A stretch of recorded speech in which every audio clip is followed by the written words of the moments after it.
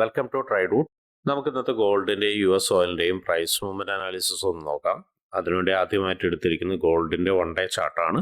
1 day ചാർട്ടിൽ പ്രധാനപ്പെട്ട areas mark ചെയ്ത് ഇട്ടിട്ടുണ്ട്. ഇന്നലെയും മാർക്ക് ചെയ്ത അതേ ഏരിയാസ് തന്നെയാണ് ഇന്നും മാർക്ക് ചെയ്ത് വെച്ചിരിക്കുന്നത്. നോക്കിയാൽ കാണാം, ഇവിടെ ഒരു സപ്പോർട്ട് ഏരിയ ഉണ്ട്. ആ ഒരു സപ്പോർട്ട് ഏരിയയിൽ മൾട്ടിപ്പിൾ ടൈം മാർക്കറ്റ് വന്ന് സപ്പോർട്ട് എടുത്തിട്ട് മുകളിലോട്ട് പോയിട്ടുണ്ട്. ഇന്നലെയും അവിടേക്ക് തന്നെ വന്ന് സപ്പോർട്ട് എടുത്ത് മാർക്കറ്റ് മുകളിലോട്ട് പോയിട്ടുണ്ട്. ഇന്നിപ്പോൾ അതിൻ്റെ ഒരു കണ്ടിന്യൂഷൻ ഒരു ശ്രമം നടത്തുന്നുണ്ട്. അതിൻ്റെ തൊട്ട് മുകളിൽ റെസിസ്റ്റൻസ് ഏരിയ മാർക്ക് ചെയ്തിട്ടുണ്ട്. റെസിസ്റ്റൻസ് ഏരിയ മാർക്ക് ചെയ്യാനുള്ള കാരണം റെസിസ്റ്റൻസ് ഒരു ലൈനായിട്ടാണ് മാർക്ക് ചെയ്തിരിക്കുന്നത്. ഇവിടെയും മൾട്ടിപ്പിൾ ആയിട്ട് നോക്കിയാൽ കാണാം വന്ന് മാർക്കറ്റ് ഹിറ്റ് ചെയ്ത് റെസിസ്റ്റൻസ് എടുത്ത് താഴോട്ടേക്ക് വന്നിട്ടുണ്ട്. അതിൻ്റെ തൊട്ട് മുകളിൽ ഒരു ഇംബാലൻസ് ഉണ്ട്. ആ ഒരു ഇംബാലൻസിൽ നിന്നാണ് ഇന്നലെയും മിനിഞ്ഞാന്നും മാർക്കറ്റ് താഴോട്ടേക്ക് ഇറങ്ങി വന്നത്. മുകളിലോട്ട് പോകുന്ന സമയത്ത് ഒരു റെസിസ്റ്റൻസ് ഉണ്ട്. അവിടെയും നോക്കിയാൽ കാണാം മൾട്ടിപ്പിൾ ടൈം വന്ന് മാർക്കറ്റ് ഹിറ്റ് ചെയ്തിട്ടുണ്ട്. അപ്പോൾ ഇത്രയാണ് 1 ഡേ ചാർട്ടിൽ പ്രധാനപ്പെട്ട ഏരിയാസ് മാർക്ക് ചെയ്യുന്നത്. ഇനി ചെറിയ ടൈം ഫ്രെയിമിലേക്ക് പോകേണ്ടതുണ്ട്. അതിനു മുന്നേ ഇന്നത്തെ പ്രധാനപ്പെട്ട ന്യൂസുകൾ എന്തൊക്കെയാണെന്നുള്ളത് നോക്കാം. ഇന്ന് അത്യാവശ്യം മോശമില്ലാത്ത ന്യൂസുകൾ വരുന്ന ഒരു ദിവസമാണ്. ഇന്ത്യ സമയം 8:30 വരുന്നത്. ISM സർവീസ് PMI വരുന്നുണ്ട്. അതുപോലെ തന്നെ ജോബ് ഓപ്പണിങ്സും വരുന്നുണ്ട്. അതിൻ്റെ ഡീറ്റെയിൽസ് ഒന്ന് നോക്കാം. ആദ്യം നമുക്ക് ISM സർവീസ് PMIയുടെ നോക്കാം. ISM സർവീസ് PMIയുടെ പ്രീവിയസ് വരുന്നത് 52.1 ആണ്. ഫോർകാസ്റ്റ് വരുന്നത് 53.5 ആണ്. അതായത് പ്രീവിയസിനേക്കാളും കുറച്ച് കൂടുതലാണ് കാണിക്കുന്നത്. അതിൻ്റെ യൂഷ്വൽ ഇഫക്റ്റ് എന്ന് പറഞ്ഞാൽ actual greater than forecast is good for currency എന്നാണ്. അതായത് ഫോർകാസ്റ്റിനേക്കാളും കുറച്ചും കൂടി മുകളിലൊരു ഫിഗർ വന്നിട്ടുണ്ടെങ്കിൽ കറൻസിക്ക് നന്നായിരിക്കും എന്നാണ് പറയുന്നത്. ഇവിടെ പ്രീവിയസിനേക്കാളും മുകളിലൊരു ഫിഗർ വന്നാൽ മതി. കാരണം എന്ന് വെച്ചിട്ടുണ്ടെങ്കിൽ ഫോർകാസ്റ്റ് പ്രീവിയസിനേക്കാൾ മുകളിലാണ് വന്നിരിക്കുന്നത്. അപ്പോൾ പ്രീവിയസിനേക്കാൾ മുകളിലൊരു ഫിഗർ വന്നു കഴിഞ്ഞാൽ കറൻസിക്ക് അത്യാവശ്യം മോശമില്ലാത്ത രീതിയിലൊരു മൂവ്മെൻറ്റ് കിട്ടുമെന്നാണ് ഇവിടെ ഉദ്ദേശിക്കുന്നത്. ഇനി ജോബ് ഓപ്പണിംഗിൽ അതിൽ പ്രീവിയസ് വന്നിരിക്കുന്നത് 7.74 മില്യൺ ആണ്. ഇവിടെ ഫോർകാസ്റ്റ് വന്നിരിക്കുന്നത് 7.73 മില്യൺ ആണ്. അതായത് പ്രീവിയസിനേക്കാളും താഴ്ന്നൊരു ഫിഗറാണ് കാണിക്കുന്നത്. അതിന്റെ യൂഷ്വൽ ഇഫക്റ്റ് എന്ന് പറയുന്നത് actual greater than forecast is good for currency എന്നാണ്. അതും ഫോർകാസ്റ്റിനേക്കാളും മുകളിലൊരു ഫിഗർ വന്നു കഴിഞ്ഞാൽ കറൻസിക്ക് നന്നായിരിക്കുമെന്നാണ് പറയുന്നത്. ഇവിടെ ശ്രദ്ധിക്കേണ്ട കാര്യം പ്രീവിയസ് എന്ന് പറയുന്നത് 7.74 ആയിരുന്നു. അതിനേക്കാളും താഴെയാണ് ഫോർകാസ്റ്റ് വന്നിരിക്കുന്നത്. അപ്പോൾ ഡെഫിനറ്റ്ലി പ്രീവിയസിനേക്കാളും വലിയൊരു ഫിഗർ കിട്ടിയാൽ മാത്രമേ കറൻസിക്ക് മൂവ്മെന്റ് കിട്ടുള്ളൂ. കറൻസി മൂവ്മെന്റ് കിട്ടിക്കഴിഞ്ഞാൽ ഗോൾഡ് എന്തായിരിക്കും? കറൻസി സ്ട്രോങ് ആയി കഴിഞ്ഞാൽ ഗോൾഡ് വീക്ക് ആയിരിക്കും. അപ്പോൾ ഗോൾഡ് താഴോട്ടും കറൻസി മുകളിലോട്ടും പോകാനുള്ള സാധ്യതയുണ്ട്. തിരിച്ചാണെങ്കിൽ ഗോൾഡ് മുകളിലോട്ടും കറൻസി താഴോട്ടും വരാനുള്ള സാധ്യതയുണ്ട്.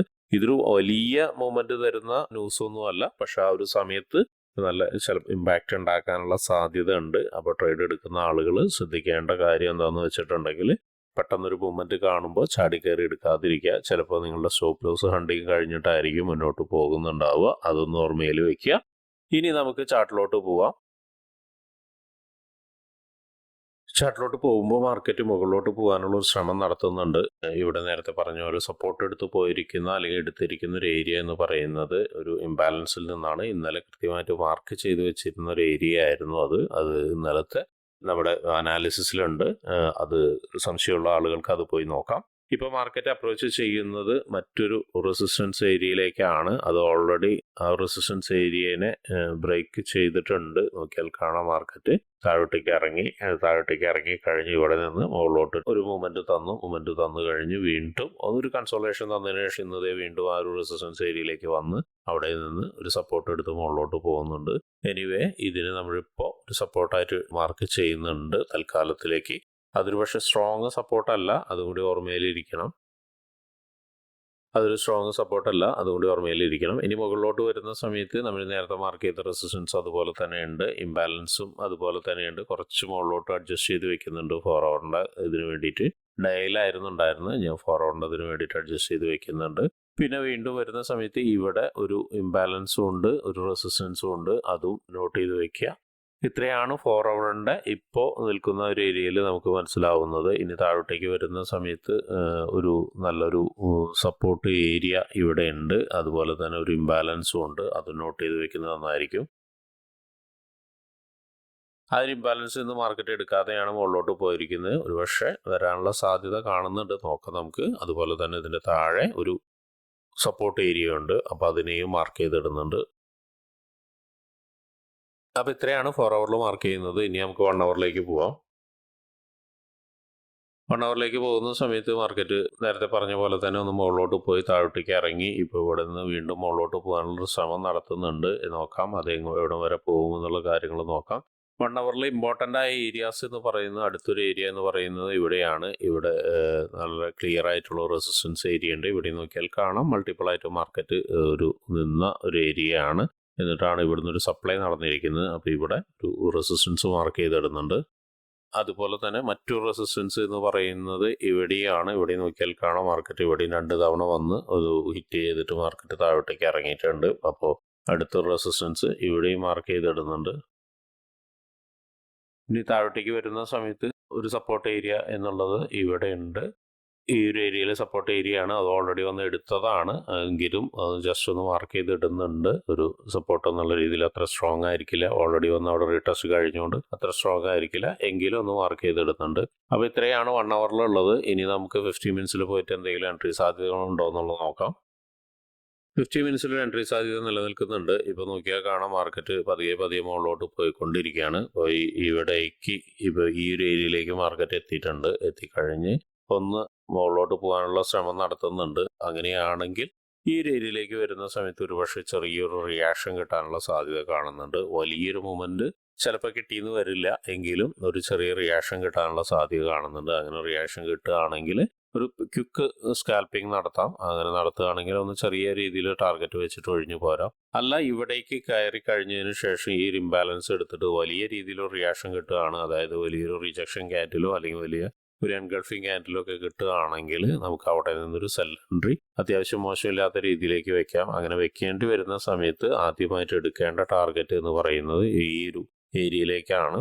അതിന് താഴോട്ടേക്ക് വീണ്ടും ഇറങ്ങി വരാനുള്ള സാധ്യത കാണുന്നുണ്ട്. പക്ഷേ നമുക്ക് ഉറപ്പിക്കാനും കഴിയില്ല. കാരണം മാർക്കറ്റ് ഇവിടെ നല്ല സ്ട്രോങ് ആയിട്ടുള്ള സപ്പോർട്ട് എടുത്ത ഏരിയയാണ്. അപ്പോൾ അതുകൊണ്ട് ഒരുപക്ഷെ ഇവിടേക്ക് ഇറങ്ങി വന്നിട്ട് വീണ്ടും മുകളിലോട്ട് കയറി പോവാം. ഇനി ഈ ഒരു ലോയിനെ ബ്രേക്ക് ചെയ്ത് കഴിഞ്ഞാൽ ശ്രദ്ധിക്കേണ്ട ഒരു ഏരിയ എന്ന് പറയുന്നത് ഇവിടെ ഒരു ചെറിയൊരു ഇംബാലൻസ് കാണുന്നുണ്ട്. ചെറിയ ടൈം ഫ്രെയിമിലേക്ക് പോകുന്ന സമയത്ത് ചിലപ്പോൾ ഒരു എഫക്റ്റീവ് ആയിരിക്കും. അല്ലെങ്കിൽ ഇവിടേക്ക് ഇറങ്ങി വന്നു കഴിഞ്ഞാൽ ഇവിടെ നിന്ന് ഒരു സപ്പോർട്ട് ക്ലിയർ ആയിട്ട് എടുത്താൽ ഇവിടെ നിന്നൊരു ബൈ എൻട്രിക്കുള്ള സാധ്യത ഉണ്ട്. ഇവിടെ വന്ന് നോക്കി ബൈ എൻട്രിക്ക് ഉണ്ടെങ്കിൽ ഒരു നല്ലൊരു സപ്പോർട്ട് കിട്ടുകയാണെങ്കിൽ നമുക്ക് ഏകദേശം ഈ റെസിസ്റ്റൻസ് വരെയൊക്കെ കിട്ടാവുന്ന ഒരു ടാർഗറ്റ് ഉണ്ട്. അപ്പോൾ അതൊന്ന് ഓർമ്മിക്കുക. പിന്നെ ഇത്രയാണ് ഇപ്പോൾ ബൈയുടെയും സെല്ലിൻ്റെയും സാധ്യത പറയുന്നത്. ഇനി സെല്ല് ഇതിന് താഴെ ഒരു സാധ്യത കാണുന്നുണ്ട്. പക്ഷെ എന്നാലും നല്ല സപ്പോർട്ട് എടുത്ത് മുകളിലോട്ട് പോയിരിക്കുന്ന ഒരു ഏരിയ ആയതുകൊണ്ട് പെട്ടെന്നൊന്നും എടുക്കാതിരിക്കുക. കാരണം താഴോട്ടേക്ക് വന്ന് നേരത്തെ പറഞ്ഞ പോലെ തന്നെ ഇവിടെ നിന്നൊരു ക്ലിയർ ആയിട്ട് സപ്പോർട്ട് കിട്ടിയാൽ മാത്രം ഒരു ബൈ എൻട്രിക്ക് വേണ്ടി വെയിറ്റ് ചെയ്ത് നിൽക്കുക. അങ്ങനെയാണെങ്കിൽ ഈ ഒരു പറഞ്ഞ ഏരിയ വരെ നമുക്കൊരു ടാർഗറ്റ് കിട്ടാം, അല്ലെങ്കിൽ അറ്റ്ലീസ്റ്റ് ഇവിടം വരെ കിട്ടാം. അപ്പം ഇത്രയാണ് ഇന്നത്തെ ഗോൾഡിന്റെ ബൈ ആൻഡ് സെല്ല് പറയുന്നത്. ഇനി ഇതിന്റെ മുകളിലോട്ട് പോവുകയാണെങ്കിൽ, ഇതിന്റെ മുകളിലോട്ട് പോയി കഴിഞ്ഞ് ഇവിടെ ഈ ഒരു റെസിസ്റ്റൻസ് ഏരിയയിൽ നിന്നൊരു ക്ലിയർ ആയിട്ടുള്ള ഒരു റിയാക്ഷൻ കിട്ടുകയാണെങ്കിൽ അല്ലെങ്കിൽ റിജക്ഷൻ കിട്ടുകയാണെങ്കിൽ വീണ്ടും നമുക്ക് എടുക്കാവുന്നതാണ്. അപ്പോൾ ഇത്തിരി കൂടി താഴോട്ടേക്ക് ഇറങ്ങി വരും. ഇറങ്ങി വരുന്നതിൽ കൃത്യമായി ടാർഗറ്റ് ഇപ്പോൾ പറയാൻ കഴിയില്ല. കാരണം എന്താണെന്ന് വെച്ചിട്ടുണ്ടെങ്കിൽ മുകളിലോട്ട് കയറി പോകുന്ന സമയത്ത് ഒരുപക്ഷെ കൺസോളേഷൻസ് ഉണ്ടാവാൻ സാധ്യതയുണ്ട്. അതുപോലെ തന്നെ ചിലപ്പോൾ സ്ട്രോങ് പാറ്റേൺസും ക്രിയേറ്റ് ചെയ്തിട്ടുണ്ടാവും. അപ്പോൾ ആ പാറ്റേണിലായിരിക്കണം ടാർഗറ്റ് വെക്കേണ്ടത്. അത് ലൈവ് മാർക്കറ്റിൽ മാത്രമേ ഇരുന്നിട്ടേ നമുക്കത് മനസ്സിലാവുള്ളൂ. അപ്പോൾ ഇത്രയാണ് ഗോൾഡിലുള്ളത്. ഇനി നമുക്ക് US ഓയിലിലേക്ക് പോവാം. US ഓയിലും ഇന്നലെ വരച്ചിരിക്കുന്ന അതേ ഏരിയ തന്നെയാണ് ഇന്നും വരച്ചിരിക്കുന്നത്. ഒരു റെസിസ്റ്റൻസ് ഏരിയ ഉണ്ട്, അതിന് ഇന്നലെ മാർക്ക് ചെയ്ത് വെച്ചാണ്. അതിൻ്റെ താഴെ സപ്പോർട്ട് ഒരു ലൈനായിട്ട് മാർക്ക് ചെയ്ത് വെച്ചിട്ടുണ്ട്, അതും ഇന്നലെ മാർക്ക് ചെയ്താണ്. അതിൻ്റെ താഴെ ഇംബാലൻസ് ഉണ്ട്, അതും ചെയ്തതാണ്. പിന്നെ വീണ്ടും ഒരു സപ്പോർട്ട് ലൈനായിട്ടും സപ്പോർട്ട് സോണായിട്ടും മാർക്ക് ചെയ്തിട്ടുണ്ട്. ഇതെല്ലാം ഇന്നലെ മാർക്ക് ചെയ്ത് വെച്ചതാണ്. വൺ ഡേ ചാർട്ടിലെ പ്രധാനപ്പെട്ട ഏരിയാസ് ഇതെല്ലാമാണ്. ഇനി നമുക്ക് 4 അവറിലേക്ക് പോവാം. 4 അവറിൽ പോയിട്ട് എന്തെങ്കിലും പ്രധാനപ്പെട്ട ഏരിയാസ് ഉണ്ടോ എന്ന് നോക്കാം. 4 അവറിലൊരു പ്രധാനപ്പെട്ട ഏരിയയിലാണ് ഇപ്പോൾ മാർക്കറ്റ് നിൽക്കുന്നത്. അപ്പോൾ മാർക്കറ്റ് ഈ ഒരു ഏരിയയിൽ നിന്ന് സപ്പോർട്ട് എടുത്തിട്ടുണ്ട്, ചെറിയ രീതിയിൽ സപ്പോർട്ട് എടുത്തിട്ടുണ്ട്. പക്ഷേ അത് എവിടെ വരെ പോകുമെന്ന് നോക്കേണ്ടതുണ്ട്. ഒരുപക്ഷെ അങ്ങനെ പോവുകയാണെങ്കിൽ ഈ ഒരു ക്യാൻഡിലിൻ്റെ ഏരിയ വരെ നമുക്ക് എക്സ്പെക്റ്റ് ചെയ്യാം. അപ്പോൾ അതിനെ നമ്മളിപ്പോൾ ഒരു റെസിസ്റ്റൻസ് ആയിട്ട് മാർക്ക് ചെയ്ത് വെക്കുന്നുണ്ട്. ഇനി താഴോട്ടേക്ക് വരികയാണെങ്കിൽ ഒരു ഇംബാലൻസ്, നേരത്തെ നമ്മൾ മാർക്ക് ചെയ്തൊരു ഇംബാലൻസ് അതുപോലെ തന്നെ നിൽക്കുന്നുണ്ട്. ആ ഒരു ഇംബാലൻസിൻ്റെ താഴെ ഒരു സപ്പോർട്ട് ഏരിയ അല്ലെങ്കിൽ ലൈനായിട്ട് മാർക്ക് ചെയ്ത് വെച്ചിട്ടുണ്ടായിരുന്നു. അതിനെയും ഒന്ന് 4 അവറിൽ മാർക്ക് ചെയ്ത് വെക്കുന്നുണ്ട്. പ്രത്യേകിച്ചും ഈ ഒരു ക്യാൻഡിലിനെ ചേർത്തിട്ടാണ് മാർക്ക് ചെയ്ത് വെക്കുന്നത്. ഇനി താഴോട്ടേക്ക് വരുന്ന സമയത്ത് ഇവിടെ ഒരു ഇംബാലൻസ് ഉണ്ട്. അതുപോലെ തന്നെ ഇതൊരു സ്ട്രോങ് ആയിട്ടുള്ള സപ്പോർട്ടും കൂടിയാണ്. അത് ഓൾറെഡി ഡയൽ ചെയ്തതാണ്. അപ്പോൾ അതുകൊണ്ട് വീണ്ടും ചെയ്യുന്നില്ല. ഇനി മുകളിലോട്ട് പോവുകയാണെങ്കിൽ എന്തെങ്കിലും പ്രധാനപ്പെട്ട ഏരിയാസ് ഉണ്ടോ എന്ന് നോക്കാം നമുക്ക്. നമ്മൾ ഓൾറെഡി മാർക്ക് ചെയ്ത് വെച്ചതാണ്. ഇനി ഒരു പ്രധാനപ്പെട്ട ഏരിയ എന്ന് പറയുന്നത് ഇവിടെ ഒരു വളരെ ക്ലിയർ ആയിട്ടൊരു സപ്ലൈ നടന്ന ഏരിയ ആണ്. അതിനെ മാർക്ക് ചെയ്ത് വെക്കുന്നുണ്ട്. അപ്പോൾ ഇത്രയാണ് പ്രധാനപ്പെട്ട ഏരിയാസ് മാർക്ക് ചെയ്ത് വെച്ചിരിക്കുന്നത് 4 ഹവറിൽ. ഇനി നമുക്ക് 1 ഹവറിലേക്ക് പോവാം. 1 ഹവറിലേക്ക് പോകുന്ന സമയത്ത് ഇവിടെ ഒരു ഇംബാലൻസ് ഉണ്ടായിരുന്നു. അത് ഓൾറെഡി എടുത്തിട്ടുണ്ട്. അപ്പോൾ അതുകൊണ്ട് വീണ്ടും മാർക്ക് ചെയ്യുന്നില്ല. ചെറിയൊരു ഇംബാലൻസ് ഇനിയും കിടക്കുന്നുണ്ട്. അതുകൊണ്ട് മാർക്ക് ചെയ്യുന്നില്ല എങ്കിലും ഇനിയൊരു റെസിസ്റ്റൻസ് ആവാൻ സാധ്യതയുള്ള ഒരു ഏരിയ എന്ന് പറയുന്നത് ഇവിടെയാണ്. ഇത് നേരത്തെ നമ്മൾ മാർക്ക് ചെയ്ത് വെച്ചാണ് 4 ഹവറിൽ. ഒന്നുകൂടി മാർക്ക് ചെയ്ത് വെക്കുന്നുണ്ട്. ഇനി താഴോട്ടേക്ക് വരുന്ന സമയത്ത് നേരത്തെ മാർക്ക് ചെയ്ത ആ ഒരു ഇംബാലൻസ് 4 ഹവറിൽ മാർക്ക് ചെയ്ത ഇംബാലൻസ് ഉണ്ട്. അതുപോലെ തന്നെ ആ ഒരു സപ്പോർട്ട് ഏരിയ ഉണ്ട്. വീണ്ടും സപ്പോർട്ട് ഏരിയ ഉണ്ട്. അതൊന്നും പ്രത്യേകിച്ച് മാർക്ക് ചെയ്ത് വെക്കുന്നില്ല. അത് നിങ്ങൾ മാർക്ക് ചെയ്യുന്ന സമയത്ത് അതെല്ലാം ഒന്ന് അഡ്ജസ്റ്റ് ചെയ്ത് വെച്ചാൽ മതി. ഇനി മറ്റൊരു കാര്യം എന്ന് വെച്ചിട്ടുണ്ടെങ്കിൽ ഇപ്പോൾ മാർക്കറ്റ് നിൽക്കുന്ന ഒരു ഇംബാലൻസിലാണ്. 1 ഹവറിൻ്റെ ഒരു ഇംബാലൻസ് ഏരിയയിലാണ് മാർക്കറ്റ് നിൽക്കുന്നത്. അവിടെ നിന്ന് ഒരു സപ്പോർട്ട് എടുത്തിട്ടുണ്ട് മാർക്കറ്റ്. അപ്പോൾ ഒന്ന് കുറച്ച് മുകളിലോട്ട് പോകാനുള്ള സാധ്യത കാണുന്നുണ്ട്. അത് എവിടം വരെ പോകും എന്നുള്ളത് നമുക്ക് 50 മിനിറ്റ്സിലോട്ട് പോയിട്ട് നോക്കാം. 50 മിനിറ്റ്സിൽ നോക്കുന്ന സമയത്ത് ഒരു ചെറിയൊരു ട്രെൻഡ് ലൈൻ ബ്രേക്ക് നടന്നിട്ടുണ്ട്. 50 മിനിറ്റ്സിൻ്റെ ഒരു ചെറിയൊരു ട്രെൻഡ് ലൈൻ ബ്രേക്ക് നടന്നിട്ടുണ്ട്.